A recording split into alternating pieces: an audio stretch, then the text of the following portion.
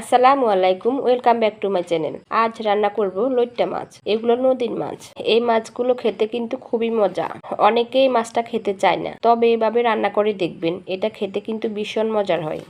তো লইট্টা মাছ রান্না করার জন্য আমি এখানে 1 কেজি লইট্টা মাছ কেটে ধুয়ে ভালোভাবে পরিষ্কার করে নিয়েছি। এবার এর মধ্যে দিয়ে দিচ্ছি হাফ চা চামচ হলুদ গুঁড়ো, 1 চা চামচ মরিচ গুঁড়ো, পরিমাণ মতো লবণ, দিচ্ছি রসুন কুচি,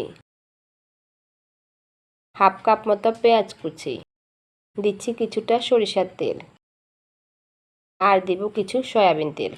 আমি এখানে দুটো তেলে দিচ্ছি, আপনারা চাইলে যে কোনো একটিও দিতে পারেন। এবার সব কিছু হাত দিয়ে খুব ভালোভাবে মিশিয়ে নিব। আপনারা চাইলে হাত দিয়ে নাও মেশাতে পারেন, তবে হাতে মাখা মাছের কিন্তু আলাদা একটা টেস্ট আছে। এবার দিচ্ছি সামান্য একটু পানি।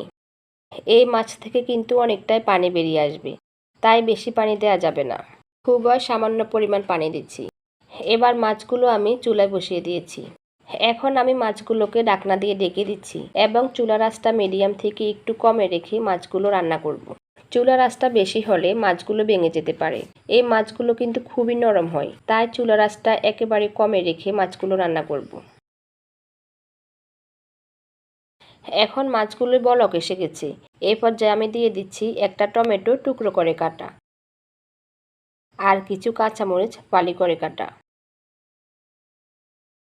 আমি আবারও ঢাকনা দিয়ে দিচ্ছি। দেখুন মাছ থেকে কিন্তু অনেকটাই পানি বেরিয়ে এসেছে। আর এই মাছগুলো কিন্তু খুন্তি বা চামচ দিয়ে নাড়া লাগবে না, মাঝে মাঝে এভাবে করে লুচনি দিয়ে ধরে এভাবে নেড়ে চেড়ে দিলেই হবে। খুন্তি দিয়ে নাড়লে মাছগুলো ভেঙে যেতে পারে। আমি আবারও ঢাকনা দিয়ে দিচ্ছি। তো আমি মাছের মধ্যে কিন্তু আর পানি দিই নাই, যেহেতু মাছগুলো খুবই নরম আর মাছ থেকে অনেকটাই পানি বেরিয়ে এসেছে, তাই আর বাড়তি পানি দেওয়া লাগে নাই।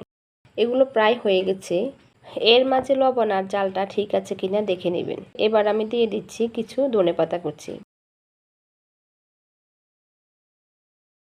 আর ধনেপাতাটা দিয়ে আমি 1 মিনিটের জন্য ঢাকনা দিয়ে দিব। 1 মিনিট পর এটা হয়ে গেছে, আমি চুলাটা বন্ধ করে দিচ্ছি। তো রান্না হয়ে গেল ভীষণ মজাদার লইট্টা মাছ। গরম ভাতের সাথে এই মাছটা খেতে যে কতটা মজা, যারা না খাবে তারা বুঝতেই পারবে না। আপনারা এই মাছটা এইভাবে রান্না করে দেখতে পারেন, আশা করছি ভালোই লাগবে। তো আমার আজকের এই রেসিপিটা যদি আপনাদের ভালো লাগে তাহলে লাইক কমেন্ট শেয়ার করবেন, আর আমাকে সাপোর্ট করার জন্য প্লিজ আমার চ্যানেলটাকে সাবস্ক্রাইব করে সাথেই থাকবেন। আল্লাহ হাফেজ।